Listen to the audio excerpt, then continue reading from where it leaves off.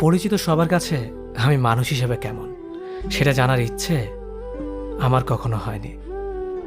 আমি যেদিন থেকে বুঝেছি একজন মানুষ অন্য মানুষকে তার মানসিকতা অনুযায়ী বিচার করে, ঠিক সেদিন থেকে ভিন্ন ভিন্ন মানুষের ভিন্ন ভিন্ন মানসিকতার কাছে নিজেকে কখনো প্রমাণ করতে চাইনি। আমি দোষ না করলেও যারা আমায় বারবার দোষী বানিয়ে আমার পিছনে হাজারটা মন্দ কথা বলেছে, আমি তাদের নিয়েও কখনো মাথা ঘামানোর প্রয়োজন মনে করিনি। আবার সেই মানুষগুলোই যখন আমার সামনে এসে প্রশংসা করছে, আমি তাদের করা প্রশংসা হাসি মুখে গ্রহণ করছি, কিন্তু কখনো বুঝতে দেইনি যে তারা আমায় আড়ালে আঘাত করেছে। কারো কাছে আমি হতেই পারি মন্দ কিংবা ভালো, তবে আমি নিজের কাছে কেমন সেটা জানাটাই মুখ্য বিষয়। আমার দ্বারা কি কারো কোনো ক্ষতি হয়েছে? আমি কি কাউকে ঠকিয়েছি? কিংবা আমার আচরণে কারো চোখ বেয়ে অশ্রু গড়িয়ে পড়েছে কিনা? হ্যাঁ, প্রতিনিয়ত এসব প্রশ্ন আমি নিজেকে করেছি, কারণ আমার সবসময় মনে হয় আমি মানুষ হিসেবে কেমন সেটার বিচার আমারই করা উচিত। অন্যরা আমাকে আমার মতো বুঝবে না। তাই আমার সম্পর্কে কে কি বলেছে না বলেছে সেটার প্রাধান্য দেওয়া উচিত বলে মনে করি না। আমি তো জানি আমি কেমন। আমি বহুভাবে ঠকেছি, কিন্তু কখনো অন্যকে ঠকাইনি। আমার প্রাপ্তি এখানেই।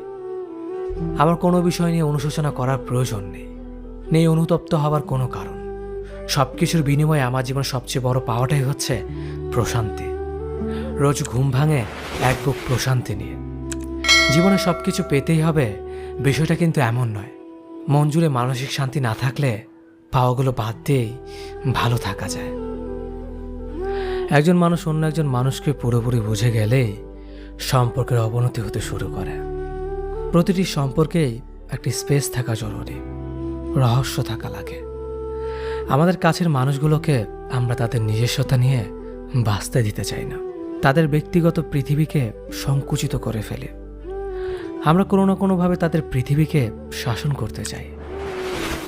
আধিপত্য বিস্তারের নেশায় ডুবে থাকি। অথচ একজন থেকে অন্যজন আলাদা না হলে, দুজনের পৃথিবী ভিন্ন না হলে, কাছের মানুষের কোনো কিছু অজানা না থাকলে একে অন্যের পৃথিবীতে ভ্রমণ করে আনন্দ পায় না। যখন মানুষের প্রতি মানুষের জানবার আগ্রহ নষ্ট হয়, তখন থেকে সম্পর্ক বিনাশের দিকে হাঁটতে শুরু করে। আপনাকে জানতে হবে ঠিক কতটুকু বুঝবার পর কৌতূহল কমাতে হয়, কতটা হাঁটলে বিশ্রাম নেওয়া লাগে, কোথায় শুরু হলে কোথায় শেষ করাটা জরুরি। একজনকে ঠকে কিছু করার জন্য সামান্য হাসি হেসে নিলেও আজীবন কিন্তু ঠিকই এই অপরাধের শাস্তি ভোগ করতে হয়। যে মানুষটাকে ঠকানো হয় বা যার বিশ্বাস ভেঙে দেওয়া হয়, তার আকাশে খানিকক্ষণ কিছুটা বেদনার মেঘ জমলেও বেলা শেষে কিন্তু তার আকাশে আবার রংধনু দেখা যায়। সময় যেমন সবসময় সবার জন্য ভালো চায় না, তেমনি জীবনেও কখনো সবার সবসময় একই রকম থাকে না। বাস্তবতার চাপে পড়ে হোক আর ভাগ্যের জোরেই হোক, সেই ঠকে যাওয়া মানুষগুলো কিন্তু ঠিকই একদিন নিজের জীবনে সত্যিকারের সুখ খুঁজে পায়। অন্যদিকে বিশ্বাস ভাঙা মানুষগুলো কখনো নিজেদের এই বিশ্বাসঘাতকতার কাহিনী ভুলতে পারে না।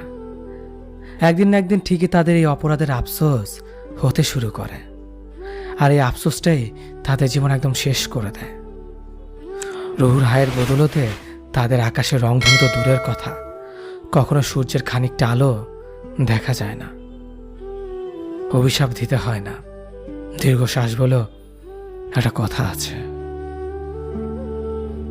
খোঁজ নিতে একটু দেরি হলে যে মানুষটা অভিমানে কান্না করত, সেই মানুষটা বদলে যায়।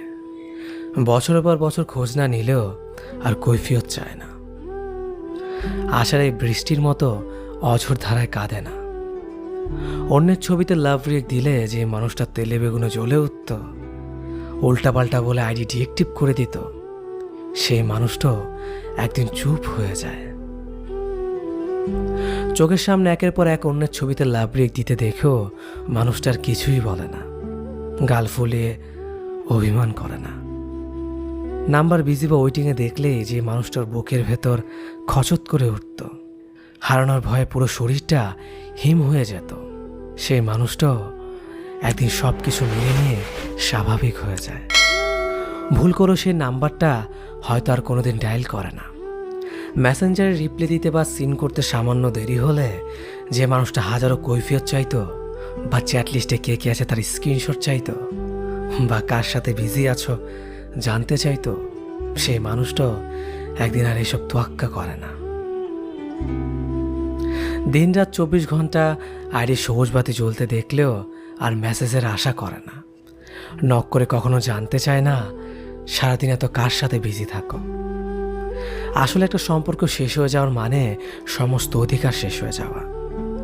মানুষটা ঠিকই সামনে থাকে, তার নাম্বারটা লিস্টে থাকে, তার আইডিটা সার্চ লিস্টে থাকে, শুধু মানুষটারই আর অধিকার থাকে না। ভালোবাসলেও আর কখনো ভালোবাসি বলা হয় না। সব কিছু দেখে শুনে জেনেও চুপ করে থাকতে হয়। মুখ ফুটে আর কখনো বলা যায় না যে তুমি মানুষটা আমার অধিকার, তুমি মানুষটা একান্ত আমার ব্যক্তিগত অধিকার। 2 কাপ চায়ের ঝড় তোলার সম্পর্কটাও 100 ইনবক্স ভর্তি কনভারসেশন স্তূপে সমাপ্তি পায়। ভালোবাসা যেখানে লুকিয়ে থাকে ব্যাক স্পেসে, কাঠফাটা রোদের ভিড় ঠেলে প্রেমিকার শ্রাবণ ঢলা হাসি দেখতে যাওয়া প্রেমিকটাও একসময় মাথা ভর্তি দায়িত্বের চাপে সম্পর্ক ভেঙে দেয়। ভালোবাসা যেখানে তালাবদ্ধ থাকে বাম পাশে পড়ে থাকা হৃদবাক্সটাতেই। হাতে গোনা কয়েকটি সম্পর্ক বাদে বেশিরভাগের অবস্থায় এমন হজবরল হয়ে আছে। তারা জীবনে হিসেব বোঝে, সম্পর্কের বোঝে না। তাই তো বাস্তবতার কাছে বারবার হেরে যাচ্ছে সম্পর্কগুলো।